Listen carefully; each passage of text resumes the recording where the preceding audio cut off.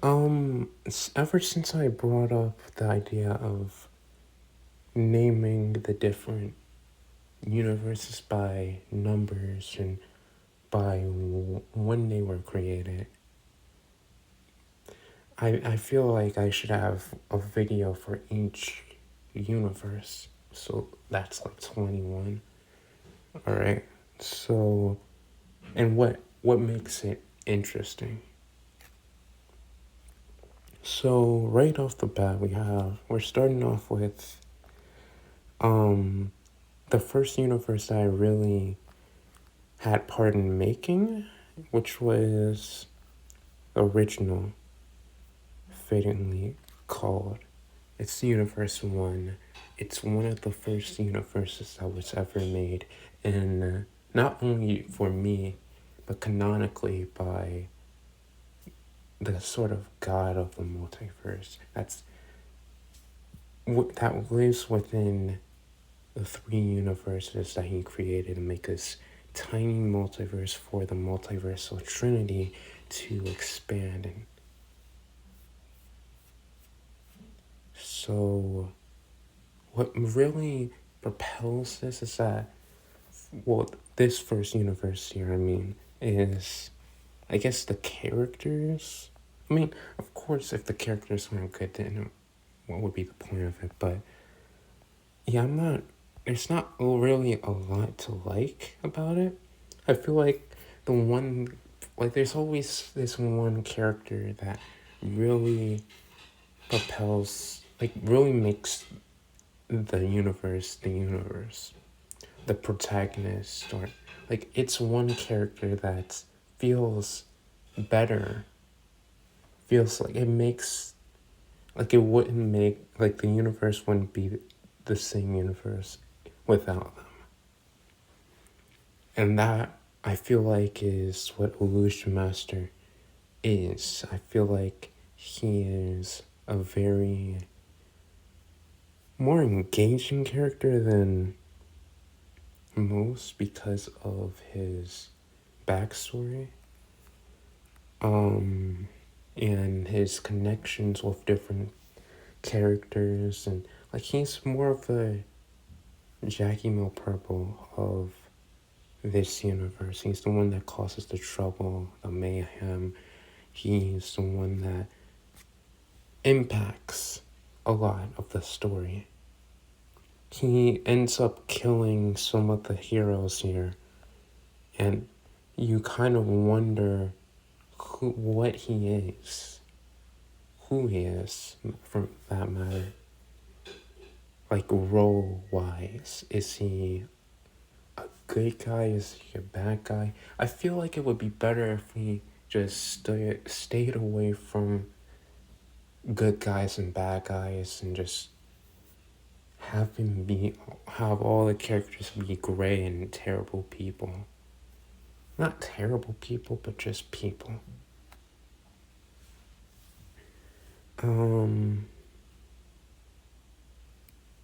Yeah, but his illusions and the fact that his illusions were stolen from him by his own flesh and blood and taken to one of the most feared faces in his own town, home, wherever. It says a lot about his. It talks a lot. I feel like we can go further into his family and really propel a story forward. I have a story here. I have 30 books that I'm working on. 30 books that are in development. It's like my phase 1. So he has a small story called A Fate of the Illusionist, which starts with his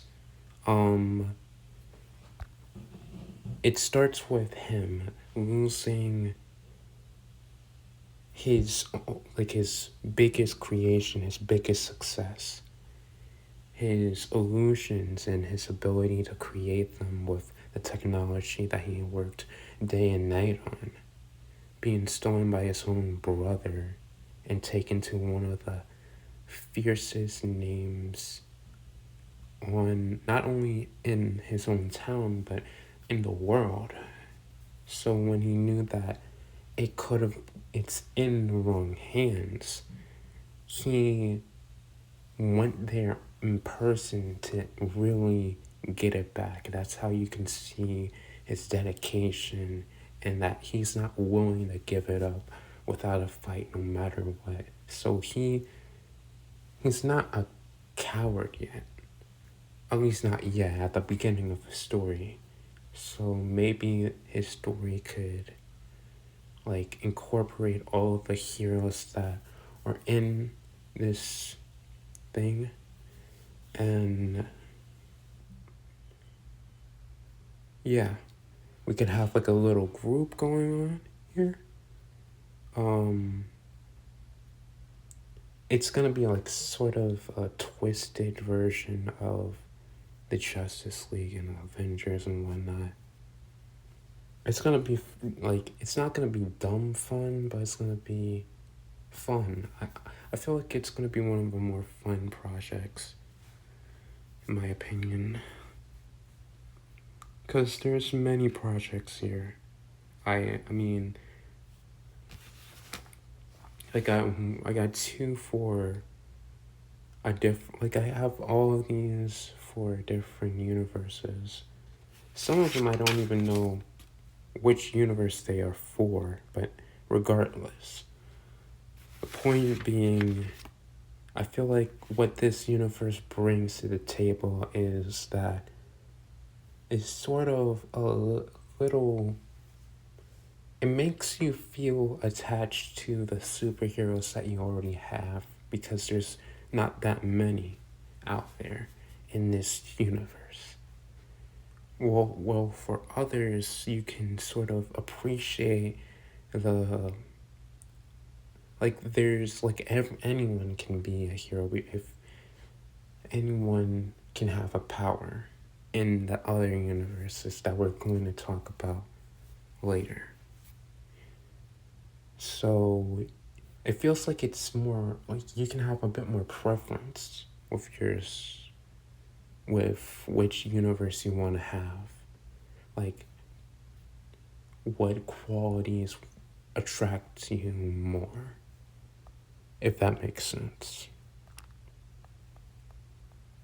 Sorry that not all of these have pictures.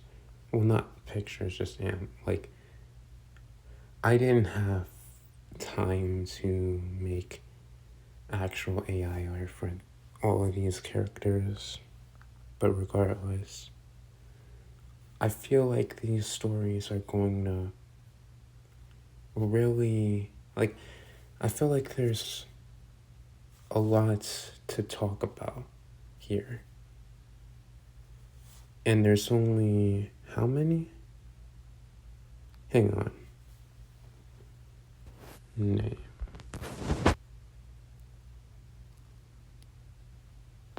Hang on. Wait.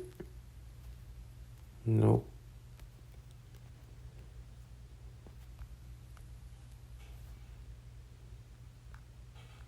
Name there. Then there's 13 characters. Wait, 13? Really?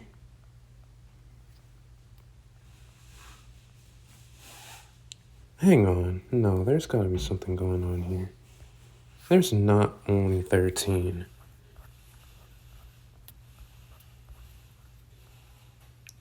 Oh. Oh, I'm an idiot. That's why they aren't. Okay. Regardless, there's like, what, 20 plus characters only, and not the hundreds that other universes provide. So it feels like there's a bit more, not a bit less is more in this situation. And I feel like that's why it's number one. Not only because it's the first, but it's there's a lot more quality that can be have. Like you can have more time. Like you don't really know. Like what if you have 100 characters? You don't know. Like there's too many options. Well, there's 20. When there's 20, yes, there's a lot, but it's easier to consume, if that makes sense.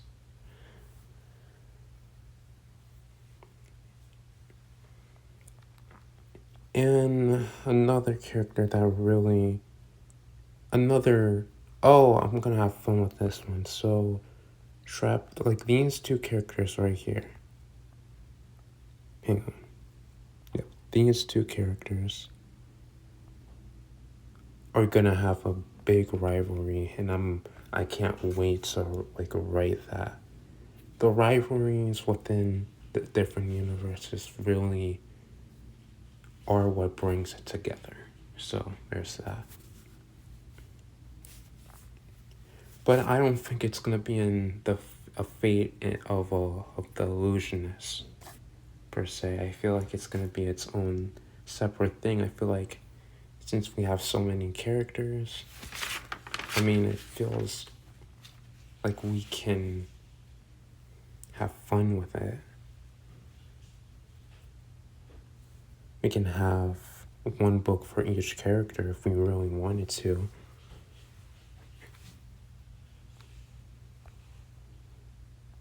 This man right here is also the character that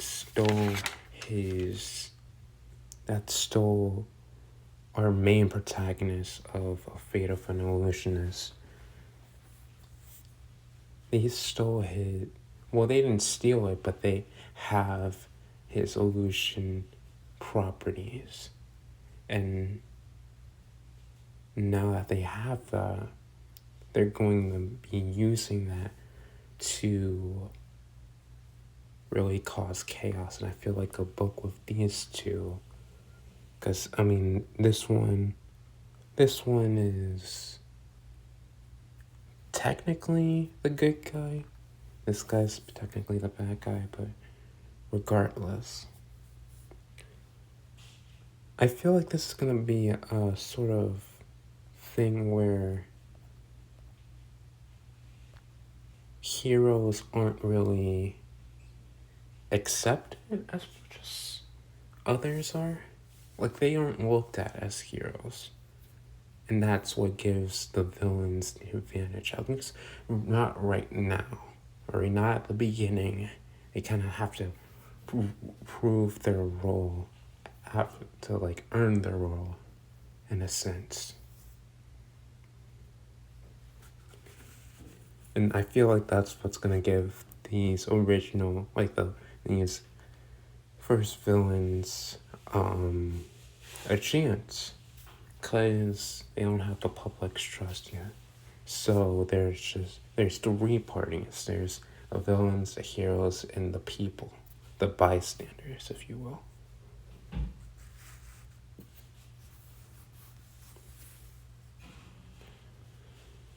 Anyway, I feel like that's all that the Universe 1 has. That's not all that Universe 1 has to provide. That's all I can come up from the top of my head. Anyways, I'll see you guys later. Bye.